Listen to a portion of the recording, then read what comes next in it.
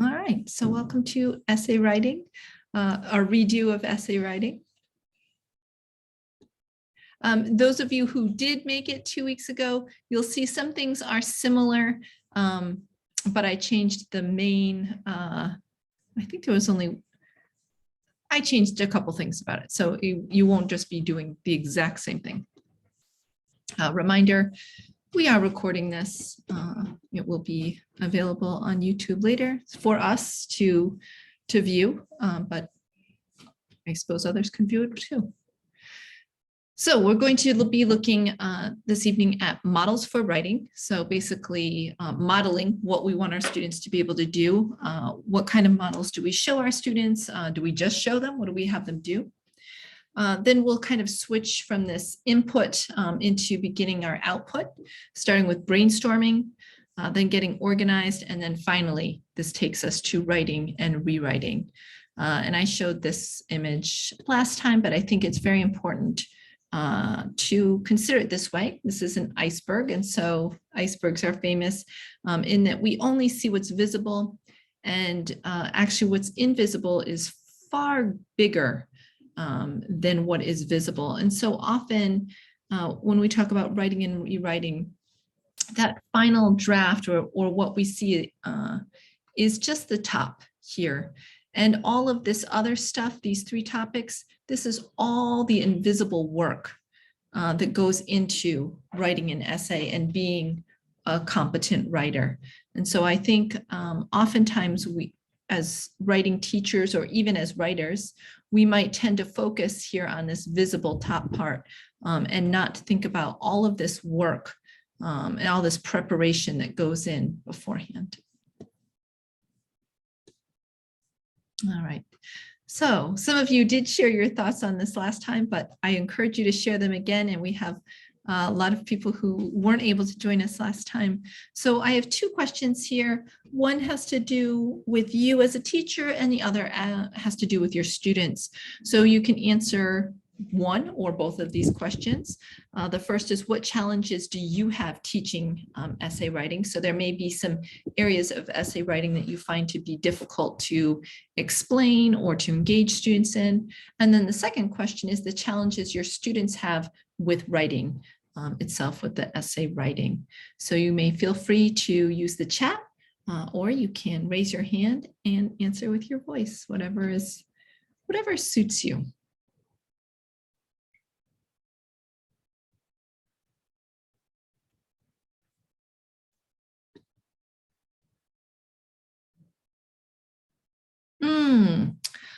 Where you have flexibility in the essay despite following a whole structure, procedure, and rules. Lorian, are you saying this as an issue that you have teaching the essay, or is this an issue that your students have? Yeah, I think my challenge is when you study the whole of thing, where you master, you study the structures, you get to understand the rules and procedure, and then you do it. You do it as you are taught. Then the question is that when would you think like there is a flexibility where, of course, you don't you have to obey the procedures, but where you have this flexibility of doing it, becoming your own format, becoming like your own style. Because I have seen a lot of essays. Of course, we started when I'm teaching essays, but I've seen several people writing essays, and then you feel like, hey, this is a very unique style. This is very. I think when you come back to observing and memorizing what make the essay, you often see that there is something beyond that a person has than what you see as the procedures. I think it comes to teaching to where somebody can be master, even in the writing too. That's a really good question. Thanks, Lorian. I think that's really important, both I think from a student perspective and a teacher perspective, because you're right. Especially when we first start teaching the essay or learning it ourselves, there are very strict rules about writing. But then, yeah, as you'll notice, if you read any authentic essays, if you were to read an essay in the New Yorker or any other essays that people publish, they almost never follow these rules that we teach our students.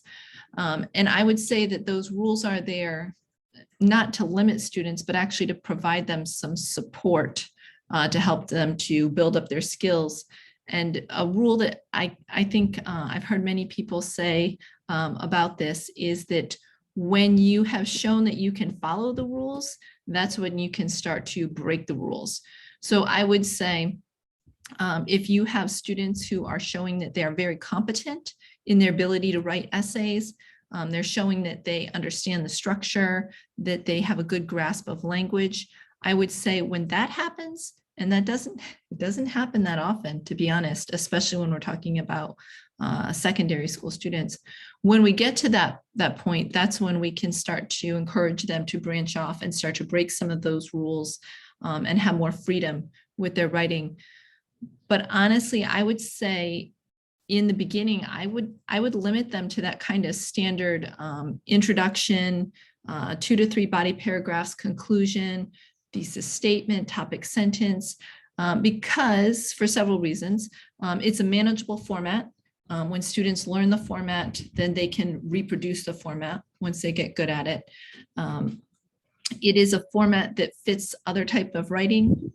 If they're doing any kind of TOEFL or IELTS writing, it fits best into those and will be most easy to identify by those kind of test scores. But yeah, I would say once they have shown their skills with that, you can then begin to allow them to branch off. But I would say as a secondary school teacher, you might not have that much opportunity to go in that direction because the students struggle with writing. It's a good question. Anne says that some students find essay writing laborious. So basically a question of attitude. Yeah, I totally agree. And students don't usually get excited for writing class or what are you going to do in class? Oh, we're going to do essay writing. That is very rarely the reaction that we get. And so getting students excited and motivated about essay writing is definitely a challenge. Teresa says, some of my students have a challenge interpreting the essay question. Oh, that's really important, Teresa. Yeah, if they're having trouble right from the get-go, they're not even sure what the question is asking, then it's going to be very hard for them to write or to write successfully. We're going to be talking about how important discussion is with writing. I would say that it's worth your while to just have students discussing essay questions together first. What kind of answers, how to interpret them. Your challenge, Antonine, is the steps to follow until every writer is able to write well. We'll be looking at some of those steps today, so hopefully that will help. Seth, students don't think deeply, so their productions are very shallow in content. I agree, that is an issue. It is something, I think this kind of relates to Lorian's question too. When we're pushing our students, do we want to focus on organization or do we want to focus on content? And so sometimes it's hard to do both. So hopefully, actually, some of the things we'll talk about will help with the content, making sure that we're brainstorming, having discussion, things like that will help push them a little bit. Amos says, but the students have a problem with their organization skills. They don't know how to exhaustively argue out points. Their paragraphing is a big problem. Yeah, I think that's a very common issue. Their ideas get all mixed up and they can't seem to organize them concisely. And Nancy says, most students do not read for pleasure or general knowledge, so their level of creativity and innovation in essay writing is low.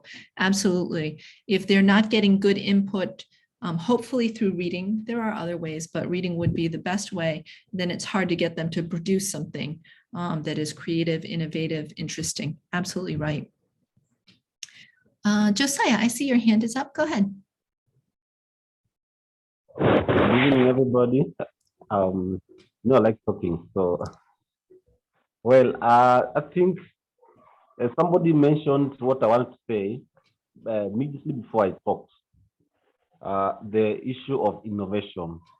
So the students, most of the times they don't, they mistake the traditional way of writing, the format we give them, and like essay, let me introduction, and whatever is in the introduction, the arrangement of the main content or the main whatever you may find. I mean the main point.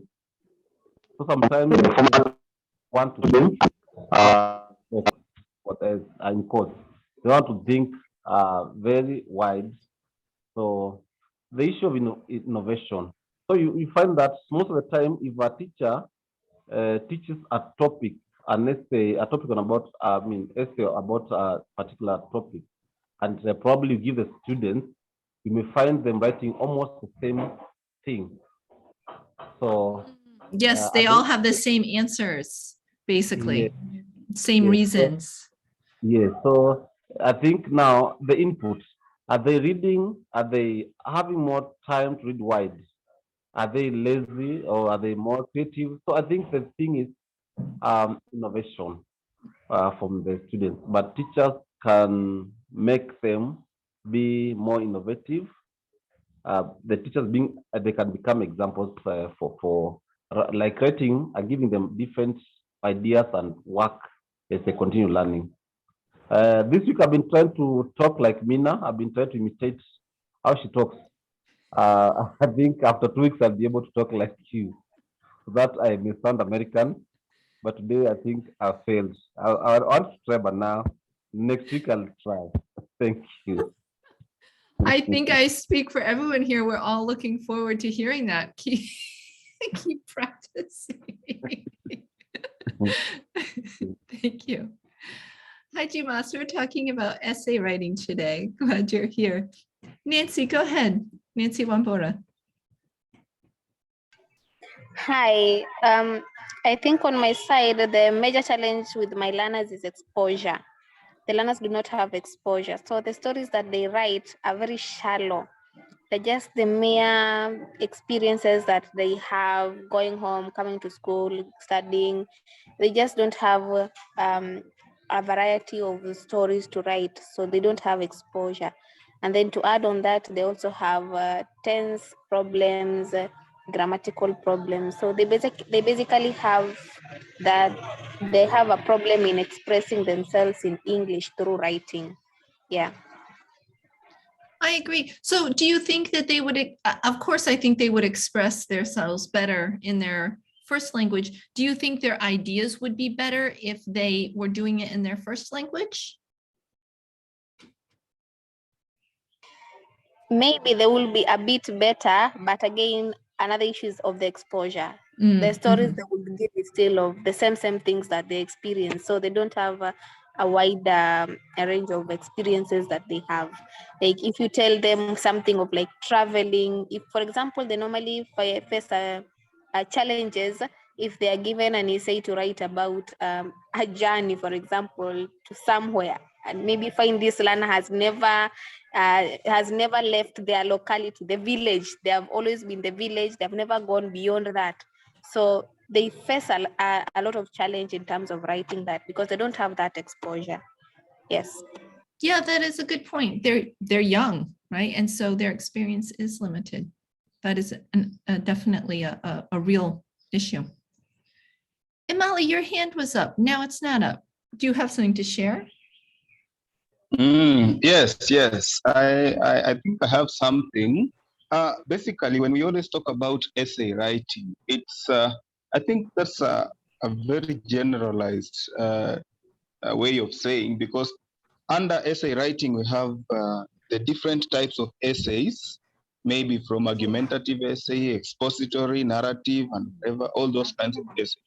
So from my own point of view, it's always very difficult for you to teach students to actually classify these types of essays and for them to interpret questions and know the kind of question. This kind of question is asking about argumentative. This one is asking about expository. The other one is asking about narrative. So actually breaking down those parts of essays is usually sometimes a challenge, because when you go to teach an essay, a student just thinks, oh, it's essay, okay, any type of essay.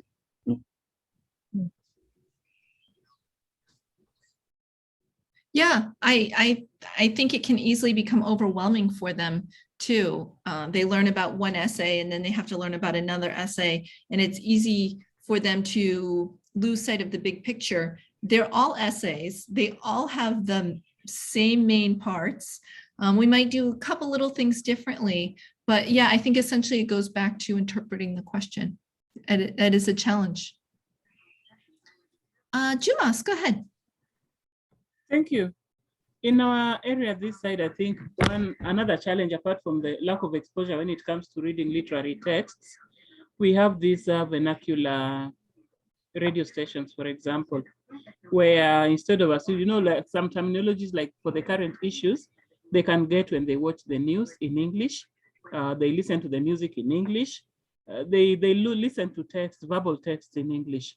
But now the incoming of the vernacular languages and the songs in vernacular language and the news in vernacular language, it becomes an impediment to their learning English vocabulary, especially on current issues. So even if they are to write an essay, you realize that they don't really know what is happening around them.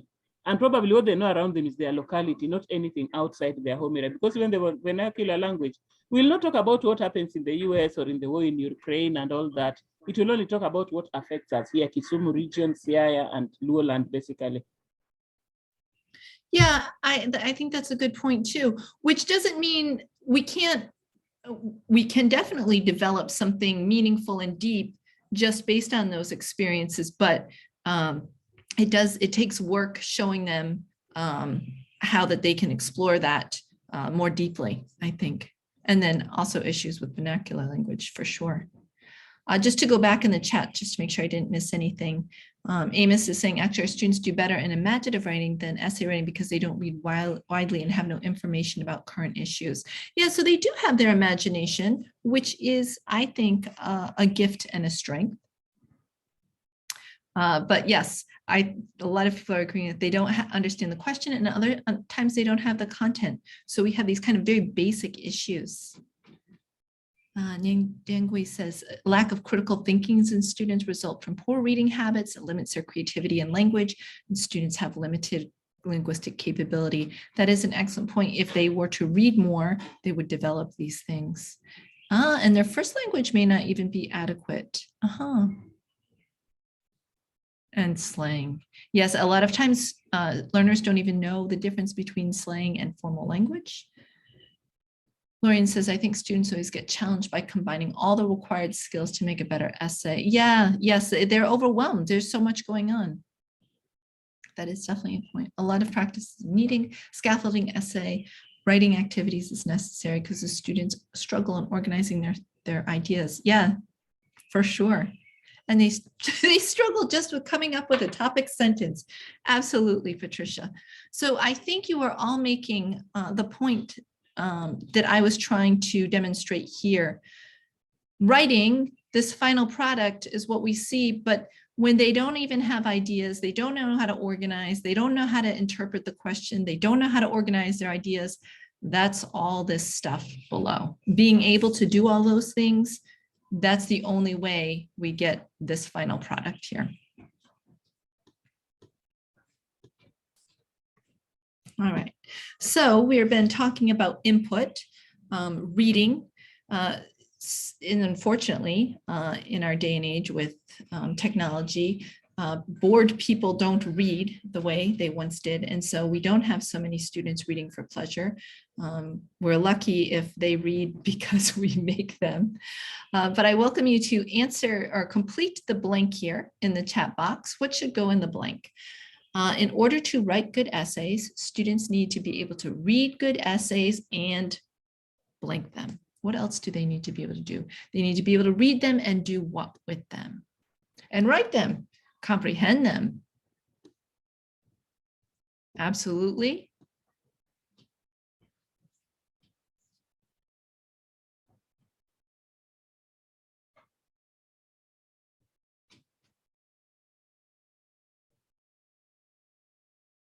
Practice them, yes. And Judith, enjoy them.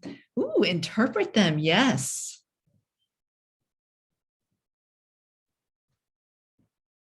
These are all important things. I like how you're thinking about this topic. Oh, analyze and synthesize. Yes. Those higher level skills, they need them. Absolutely, Jamas. Emulate them. Yes.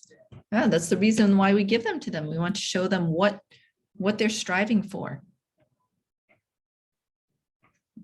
Good verbs. Follow them, yeah. Oh, digest them. Model them, yes. Excellent.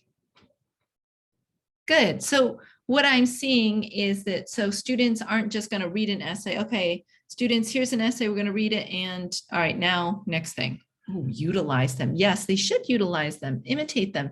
And that is how they should utilize them. Absolutely. Read and read again. Yes, Amali. Very good. Yeah, they stand a rereading. Absolutely. I think I should probably have said this in the beginning. So this topic today is coming from my experience teaching writing. I've taught many writing classes, too many writing classes, actually. I've taught university level writing classes. I've taught middle school level writing classes, academic, creative writing. And the challenges that I have had are the same challenges that you all mentioned. And so I think that's important to remember. One of the reasons why I think having good models for writing, so good examples, essays for students to read, is that students can do all of these things that you just mentioned in the chat. And if you give students good models for writing, they will utilize them. I'm thinking back, I used to teach in an academic writing program, foreign students. I was living in the US, so foreign students who were going to go to university in the US, but they needed to bump up their skills a little bit. So a big part of that was academic writing. I noticed we did a lot of model essays, but I always noticed when I gave a good one, because when it was time for us to do our writing, my students would say, can we use our essays, the models that you gave us? And so that's how I knew it was a good model, because students understood the models, they understood the value of them, and they were going to utilize them so that they could imitate, model, emulate them. And so it was providing some structure for them as an example. So everything you all said, I absolutely completely agree with. I consolidated it to these 3 verbs. They need to be able to understand them, and then they can analyze them, go a little bit deeper. And I also think it's important for them to connect to them. After they do all of this, then they will be able to imitate, emulate, model them. All right, so what am I talking about here? So we're going to do an exercise here, and hopefully you will do all of the 3 things that I just mentioned.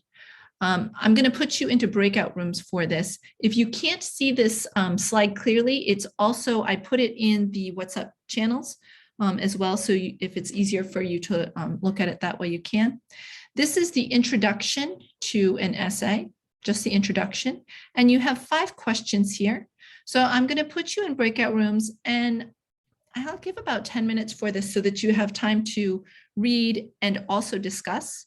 You're going to answer these questions. What is the topic of the essay? And the topic is going to be something really short. So for example, maybe the topic is cats. It's not cats, but for example, which sentence gives the writer's main opinion on the topic? This would also be the thesis statement. According to the introduction, what's the primary reason people study languages?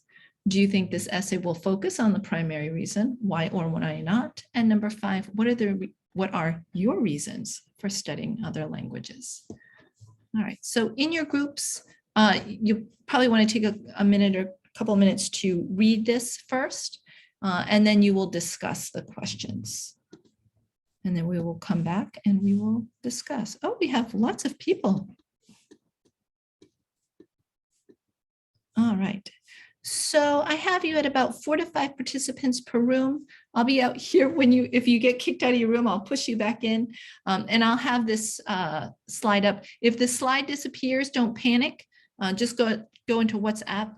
If it disappears, it means I went into someone's breakout room to help them. All right, so I'm opening up the breakout rooms.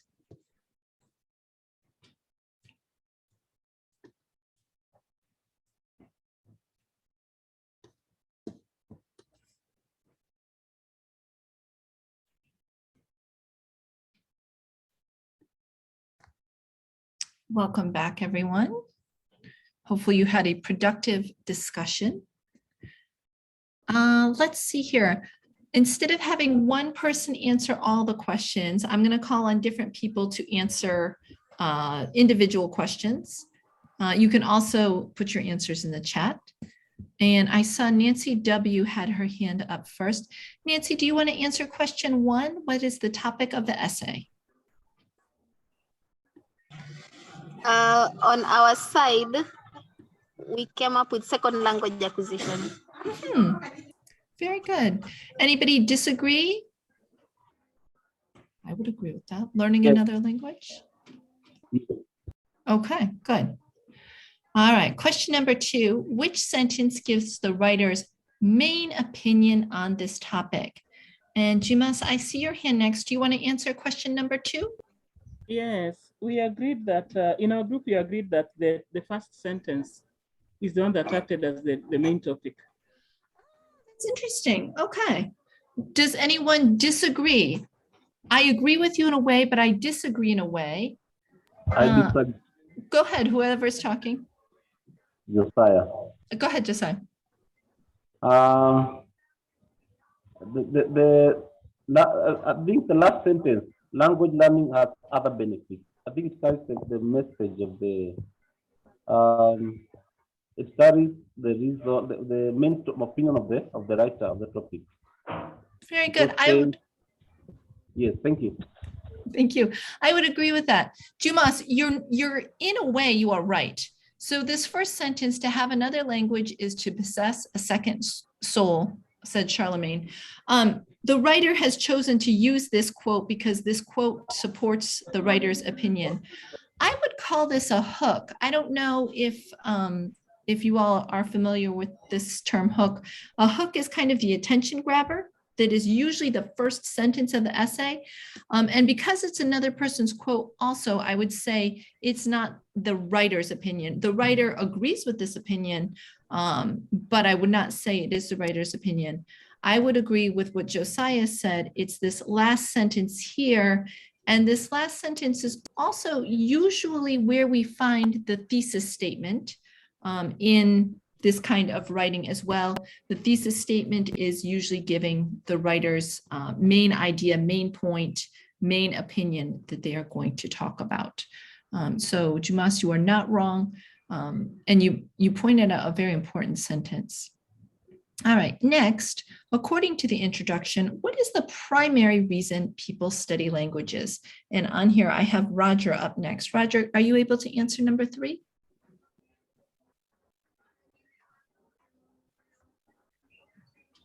You can unmute and tell us what you think.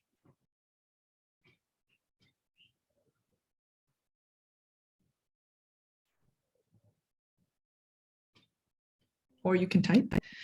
Josiah, I see your hand up. Go ahead. I wanted to answer the last question, but let me try this one. Okay, or you can save it. It's up to you. Can I go to number 5? Okay, I'll come back to you for number 5. Yes, for studying other languages.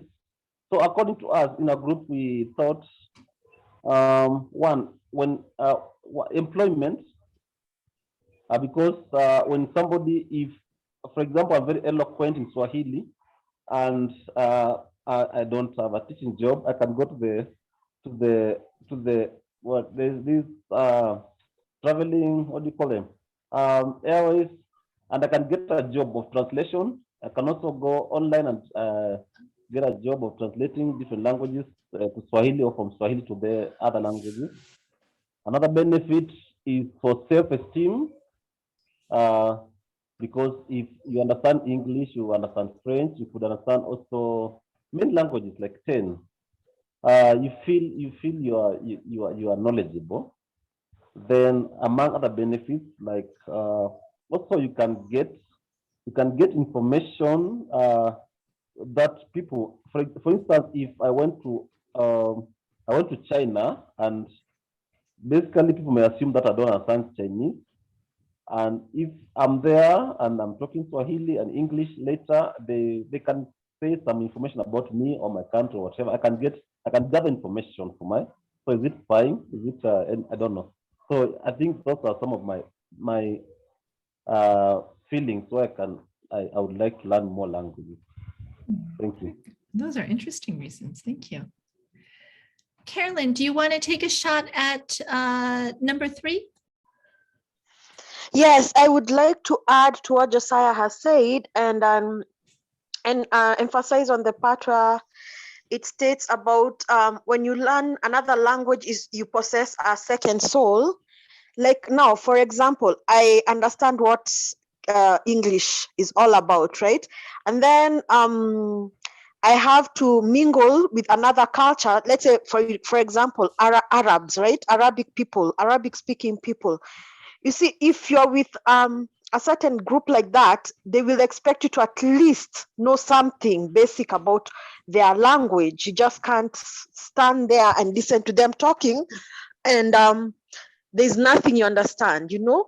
Like they will expect you to know like a greeting. Salam alaikum, is it yeah, salam alaikum, right? Mm-hmm. So if you know like another language and another one, you'll be able to understand a culture and what it needs, and you'll be able to embrace all that as you learn other things on the way. So I agree with the part for it is like having a second soul. Excellent. Oh, I like that. Embracing another culture. Thank you. In the chat, Roger has added more information about a hook, which I think is useful, saying that a hook is mostly used in the first paragraph or introductory paragraph. And yes, it's the attention getter. It's the way to catch the reader's attention. And then in our body paragraphs, we would begin instead with a topic sentence. Very good, Roger. Nancy, are you able to answer number 3? According to the introduction, what's the primary reason people study languages according to this introduction? Sure thing. According to the introduction. Oh, sorry, there's 2 Nancy's. Oh, sorry. I saw Nancy W's hand up. Sorry. Nancy Wambura. Okay, we were in the same group actually with Nancy, so no problem. So according to the introduction, the prime reason why people study language is to go to university and get better jobs. Yes, very good. This is the main reason why most people do it. Very good. Thank you. Number 4, do you think this essay will focus on these primary reasons? Why or why not? And I have Roger and Nancy's hands up. Either of you can answer, or if I have someone else who wants to answer question number 4. Which Amali has also answered number 3. Thank you, Amali. Anybody for question 4?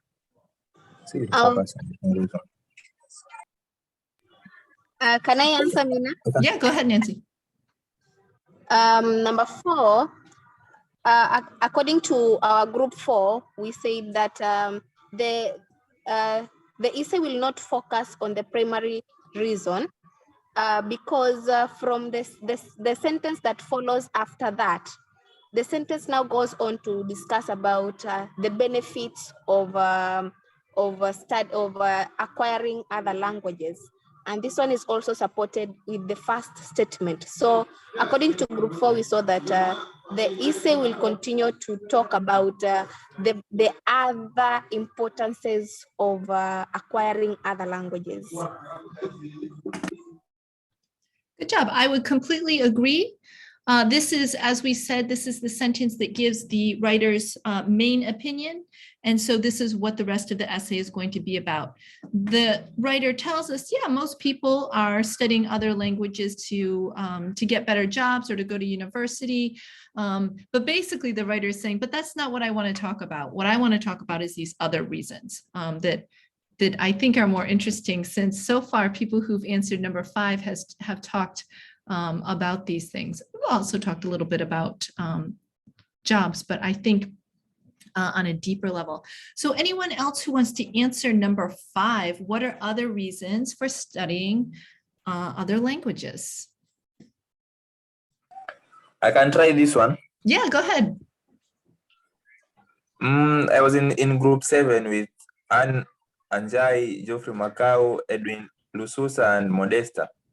So the other reasons that we've discussed are including to fit in. One can study another language just to fit in a particular group, maybe. Ah, The other reason could be to get jobs, like one can be a translator, an interpreter. And also we said one also can study another language just to look cool. Like, for example, I'm studying Chinese, so I just want to look cool. Like I can speak Chinese, I can speak English, just like that. yeah, impresses other people. Yeah, sure. Awesome. Thanks, Roger. Go ahead, Celestine. Well, I was in group 4 with the 2 Nancy's, and one of them said that she would like to study other languages to become famous, like go on TikTok and speak Spanish or French, and then people like what she says, and she becomes famous.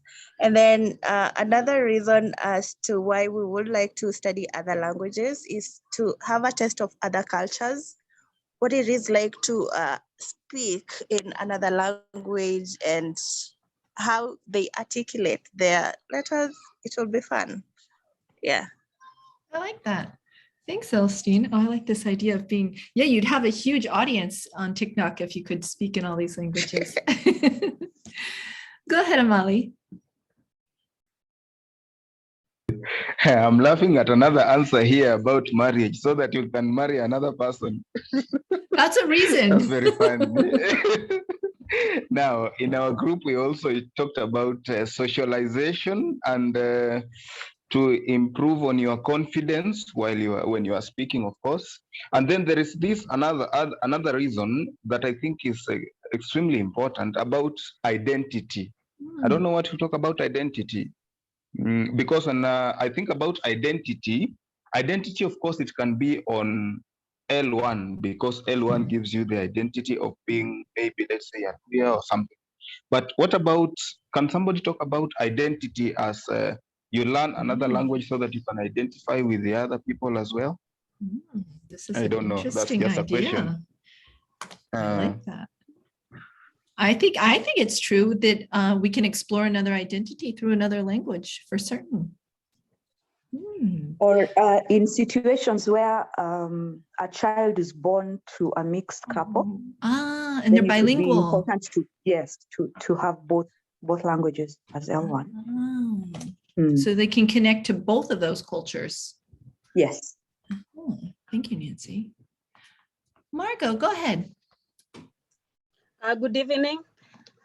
I'm just taking you back to number 1 because I think my view was different from what others said. Like the topic, I gave it a whititude. Then the sentence that goes, I said, nevertheless, the language learning has other benefits. To me, like in Kenya, we went after the Western culture. We become Westernized. You're trying to copy the white.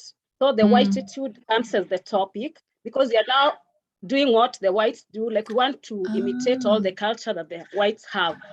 And we are avoiding our own traditional cultures. Yeah, thank you. I think that's a good point. But in this introduction, it doesn't say what language. It's not saying English. It could be any language. So I see where you're going with this, but I don't know if we can support that because it's not saying English. It's just saying another language. What do you think about that?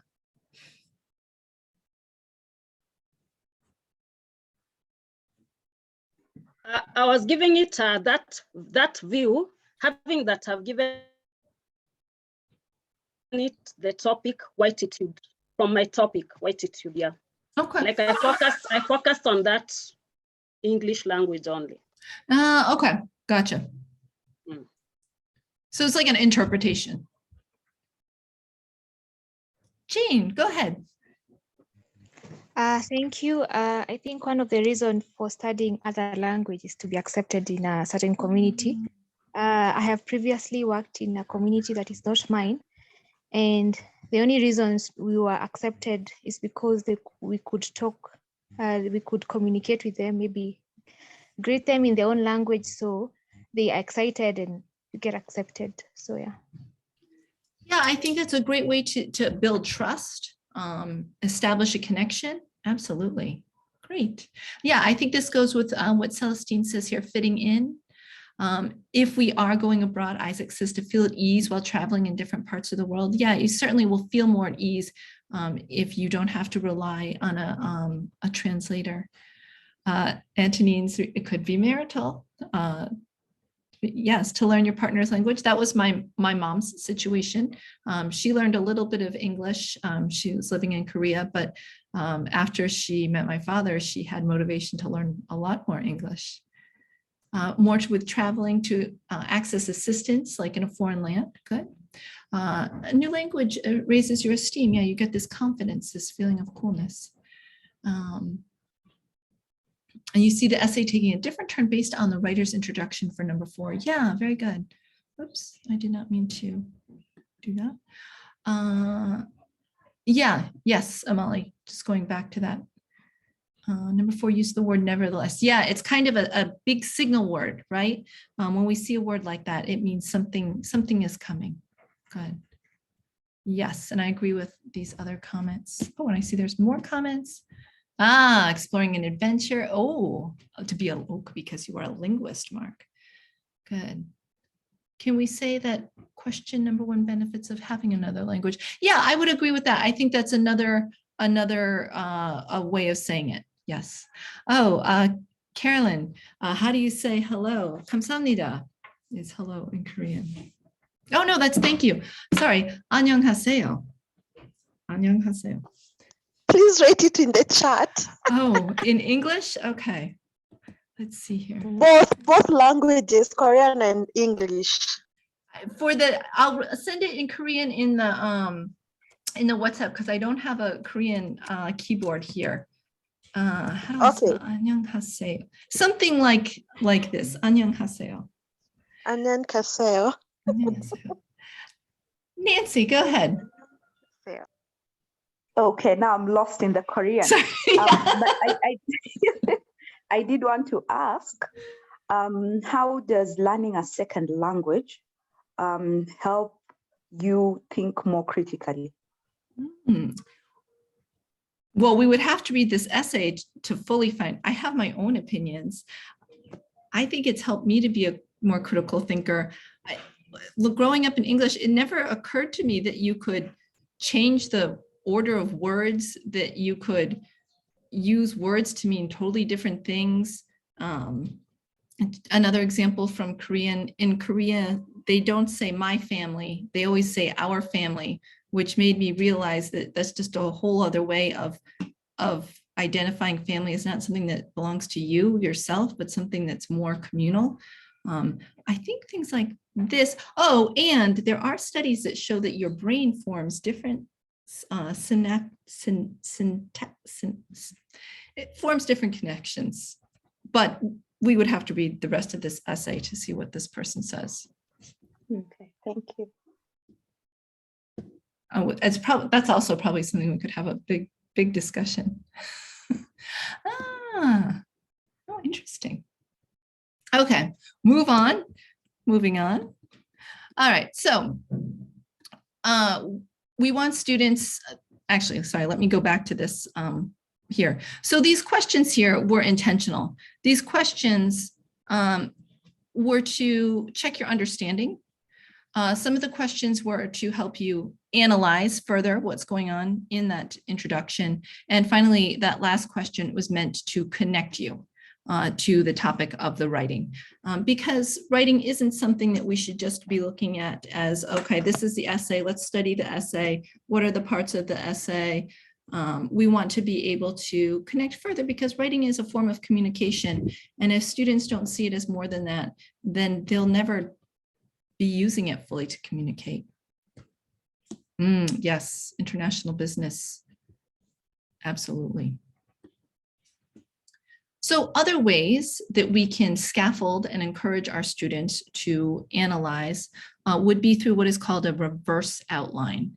Usually outlines are used so that students can organize their ideas and then they can use their outline to then go on to write their essay. But we can also do it the opposite way. If we have an essay, we can encourage or support our students or force our students to analyze it by doing a reverse outline. And so they need to fill in, okay, what is the introduction describing? We would look here. Okay, where is the thesis statement? Okay, I'll put it here. What's the topic sentence of the body? What are the supporting points in paragraph 1?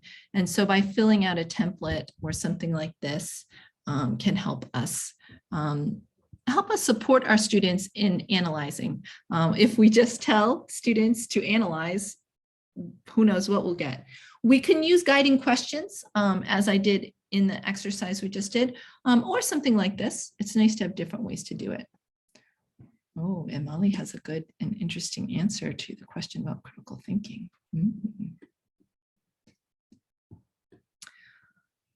All right, so these are some ways we were talking about how we can get our learners to look at these models, what we can do with these models.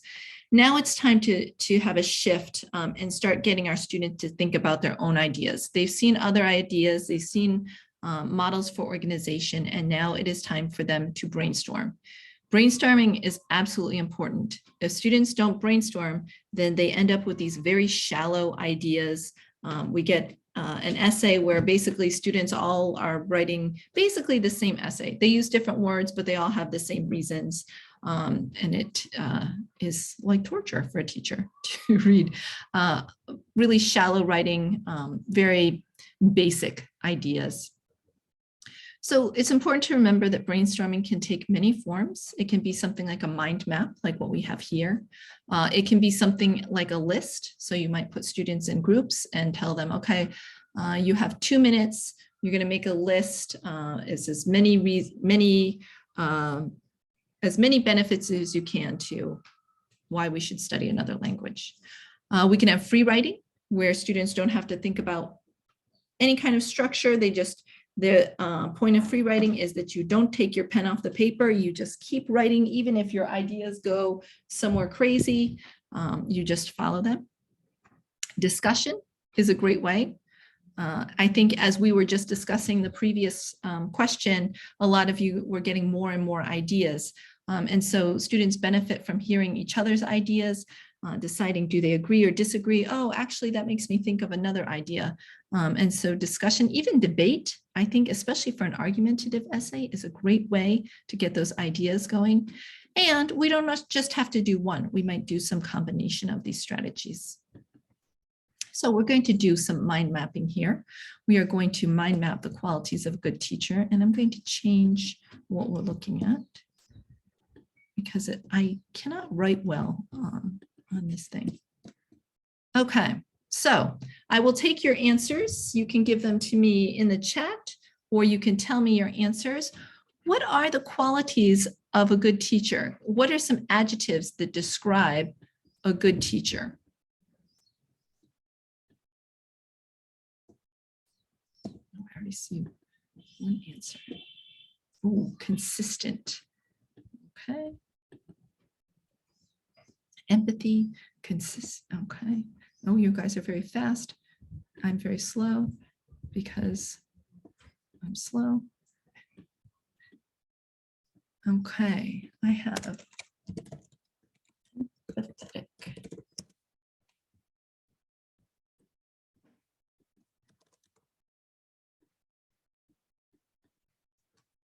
Sorry, I'm keeping something flexible. Oh, collaborative.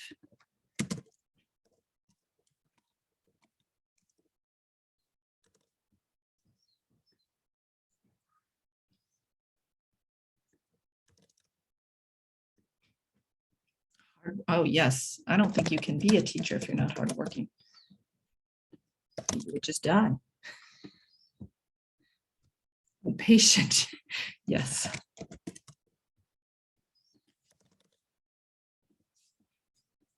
Responsive.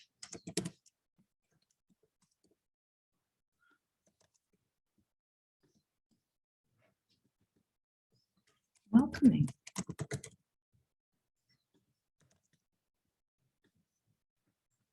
Oh, punctual. Okay, obviously these are not all, oh, because I see lots of other things. Warm, hospitable, equitable, optimistic. Oh, having integrity, passionate, creative, should be focused and flexible. Nurturer, mentor, flexible, responsive, outgoing, patient, tactical, caring, hardworking, organized, open-minded, humble, collaborative, teachable, approachable, flexible, knowledgeable, definitely competent, understanding, knowledgeable, kind, compassionate, empathetic, committed. Oh, look at it. Oh, and there's still more coming in. Excellent. Okay, so these are just some ideas here. If we were in a classroom, I'd be much faster just writing up on the board.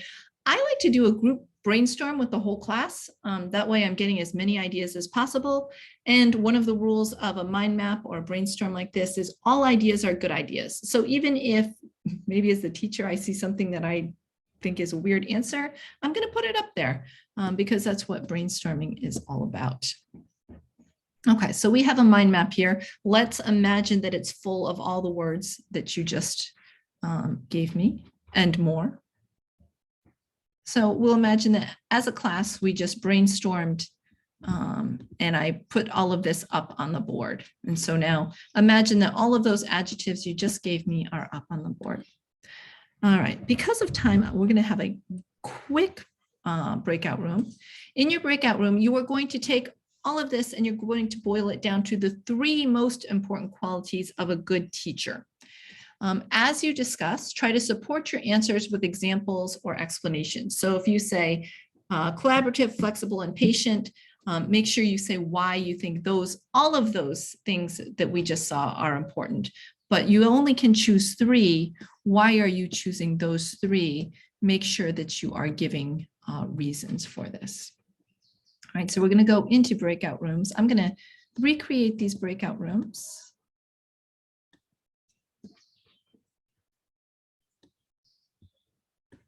Okay, and we'll go in, I think 5 minutes, we have enough time. Okay, 5 minutes to decide in your group of all of these adjectives we just threw out, which are the 3 most important and support with explanations.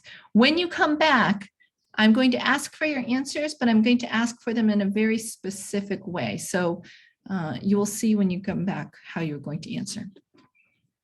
Okay, so you have 5 minutes to discuss this question.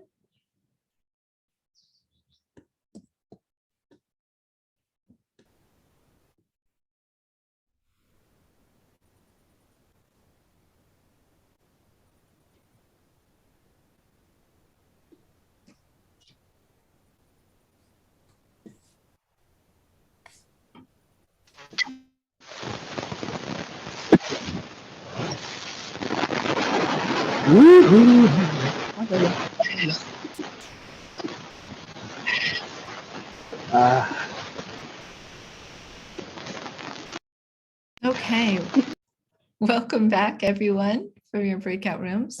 So we did a whole class quick brainstorming. Then you had a discussion in your groups, and maybe you in your groups, you all had the same answers and you all agreed, or maybe you disagreed with the other people in your group. And that's part of kind of this brainstorming process. Now you have a chance to share your own idea. So even no matter what you talked about in your group, you get to share your own idea, but you must share it in the form of a thesis statement. And I'm going to ask you to put this in the chat box because it's much easier for me to analyze your thesis statement if it is written. So a thesis statement is going to have a main idea and the reasons. So these 2 things added together are a thesis statement. So the main idea is the qualities of a good teacher, and your reasons are blah, blah, blah, A, B, C, for example. So a thesis statement might look something like this. Flexibility, compassion, and hardworking are the qualities of a good teacher. So that would be a very basic thesis statement Or you might change it up a little bit. The best teachers tend to have the qualities of compassion, patience, and knowledge, or whatever you chose. A thesis statement, another way to think of it, will also answer the essay prompt in one sentence. So if I say, what are the qualities of a good teacher? Your thesis statement will answer this question. So I would love to see your thesis statements in the chat. These thesis statements will answer the question, what are the qualities of a good teacher? And they will give your answers.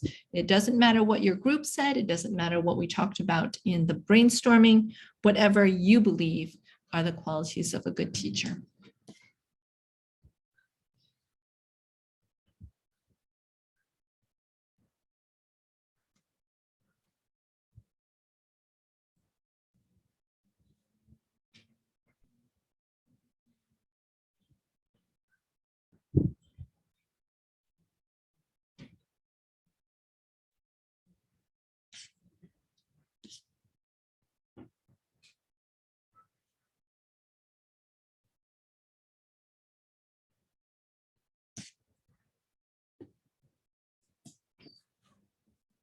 Okay.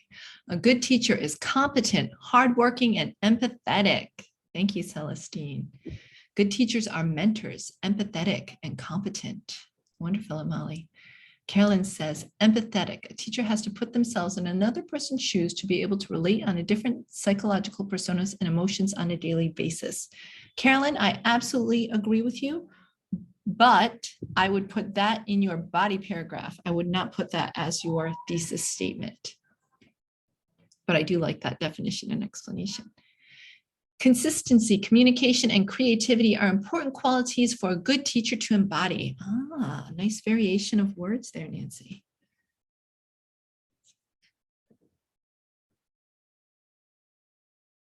These are lovely thesis statements. Good teacher is empathetic, competent, and responsive. American Corner, which could be Austin, but maybe Rukia.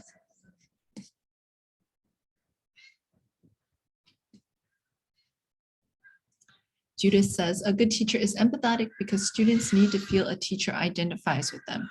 Good, but what are your other qualities? I would say this is actually, Judith, what you have here is an excellent topic sentence for one of the body paragraphs. Roger says, while teachers are expected to be role models to their students, a good teacher should be also be competent, hardworking, and equitable. Ah, I like this complexity of that. Nice that you have your this while statement, but then the focus on the others. Irene says the best teachers tend to be sympathetic, loving, and patient. These qualities are vital for day-to-day interactions with learners. Lovely. Isaac says the qualities of good teacher are brought about by one being welcoming, approachable, and patient. Ah, nice job paraphrasing this basic statement. Excellent. So with these A, B, and C, now these would be the topics of your body paragraph. And that would take us to, oops, the next part. So if we were teaching the essay, we've got students' answers, we've got their reasons. Good teachers, competent, empathetic, and creative. Excellent. Then we're ready to have students create their outlines.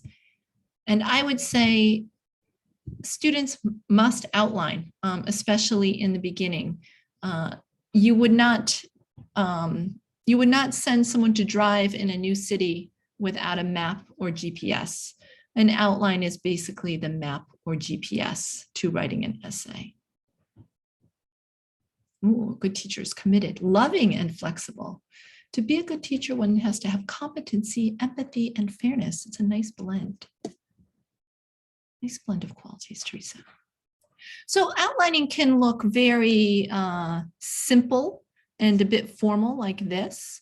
So I would have, if you were my students, actually I would probably skip this first question, but I would have you put your thesis statements here. And then since I have Teresa's right here, Teresa's, I would see here, okay, a teacher needs to have competency. Second one, a teacher needs to have empathy, and a teacher needs to have fairness. And then here she might just put some key words about examples or how she'll support. Oh, Josiah, qualities of a good teacher include competence, patience, and punctuality. This is because learners need these human qualities. I agree. Especially younger students or students who are unmotivated might not like this first outline. It's very dry looking. So you might instead have something like this, the sandwich diagram, which is a little more interesting to put in. And so you would put your thesis statement still here, and then the main ideas for each of the paragraphs would go in there. Or you might have something that looks like this, which is just, I don't know, a little more fun and interesting to fill out. But basically what all of these are is an outline. Some of them look more like a graphic organizer, but they are all serving the same purpose, which is to help your students to organize their ideas. And then once they have created this outline, then it acts like a map while they are writing, and they can just follow their outline.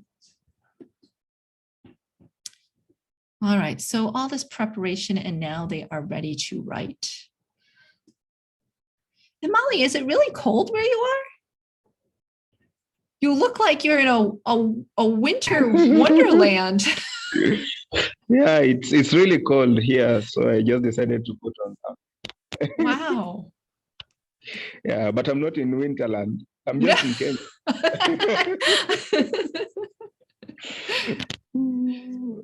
Thank you. Sorry, I wasn't picking on you. I just noticed. I was like, oh, it's cold. Well, Roger, in traditional settings, teachers are expected to be hardworking. However, contemporary studies have revealed that good teachers should be competent, loving, and creative for better studies.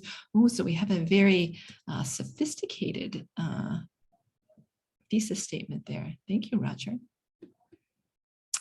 All right, so when we're making this switch from pre-writing to the actual writing, we want to make sure that we take on paragraphs before we work on full essays. If your students have never written an essay, well, they should spend some time just writing introductions. They should spend some time working on what a body paragraph is, what a conclusion is.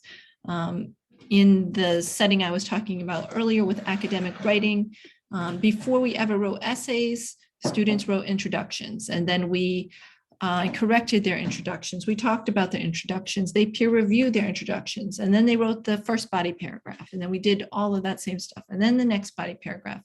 And then at the end, they had an essay, but they didn't write a full essay just in the beginning. Instead of starting with big, long essays, I would suggest starting out with three paragraph essays, an introduction, one body paragraph, one conclusion, then working up to an introduction, two body paragraphs, and a conclusion before you have three body paragraphs. If you decide to go beyond that, you can. It probably isn't necessary with this age students. We did some work as a group. We did something as a whole group, then you went into breakout rooms. I encourage this as well with writing. You might write an essay together as a class that you do all together on the board with everybody putting their ideas in and the teacher writing it up on the board. You might have students work in groups to create an essay or parts of an essay, so they have that support. We often practice timed writing because our time is limited. And because writing tests are often timed, but it's important to also do some untimed writing. So you might assign some sort of writing that is done at home so they have enough time or as much time as they need. I would say, especially if it's not a test situation, or even if it is, if you're allowed to, allowing them to have support such as dictionaries, example essays, being able to ask questions, all of those things that help them, especially in the beginning. I also always insist that the essay matches the outline. I've had students write beautiful outlines and then their essay is a disaster because they didn't follow the outline. The point of the outline is to get them organized, so they must follow it. It also, if I'm having students write at home, they must do their outlines in class. That way they can't go home and plagiarize. They have to follow the outline that they wrote in class, and that is a way to help avoid cheating. All right, so then what? They wrote their essays. Well, before they turn it in, make sure they look over their work. I've had many students who finish writing, put down their pen, teacher, I'm finished, and they try to hand me their paper. Read your work, look for mistakes, find some things to fix before you hand it to me. You might consider doing self-evaluation or peer evaluation forms or activities. I think it's really important to be a good self-evaluator. Someday your students will not have a teacher who checks the work. They will be responsible for checking their own work. So they need to have these skills, how to evaluate their own work, how to find their own mistakes. And it's also useful to do this with peers. It gives them a chance to read each other's work and see each other's ideas and practice their skills. If you are overwhelmed with essays, you have 60 or 70 students, maybe you don't read all of their essays, maybe you read everybody's introduction. And maybe the next time you look at all of their first body paragraphs. It's better than nothing. And I think it's very important to emphasize that writing is a process. If you're doing an IELTS test or TOEFL test or an essay test, yes, whatever you write, you're going to turn in, that's going to be it. But in real life, for example, Harry Potter, she didn't just write, J.K. Rowling didn't just write the book and then send it. She wrote it, she edited it, she rewrote it, she edited, her editors looked at it, she rewrote it. It's an ongoing process until you have what you want. So if students are writing something important, like to apply for something, they need to know that it is a process. Thank you all for joining. I hope that you can use some of what we discussed in your classroom. Of course, this doesn't cover everything. Essay writing is a huge topic. Go ahead, Amali. Yeah, sorry, I know it's time, we are about to leave, but I just had something to add on. First of all, by the way, thank you on explaining to us about essays. It has been so nice. I really enjoyed that lesson on essay writing. Now, in Kenya, we always prepare students to write essays, and the basic outline of writing an essay is, of course, the introduction, body paragraph, and conclusion. Now, in the body paragraph, we always advise students to write 4 body paragraphs, and we usually mark three marks each on the body paragraphs. That is, we have an introduction, that is 2 marks. The body paragraph carries 12 marks, that is 4 times 3.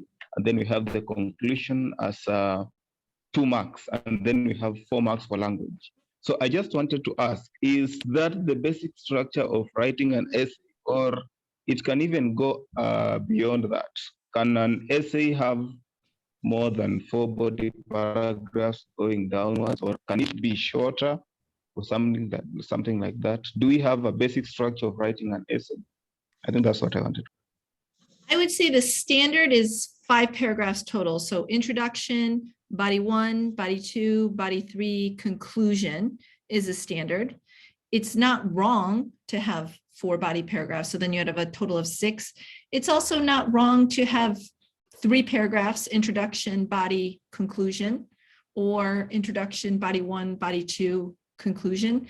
None of them are wrong. It depends on how many reasons they have, if there's a word limit or a word minimum. I think those submit what they have been doing. I think I called a few people. Yesterday, and I had positive feedback, and looking forward to seeing your work and presentation.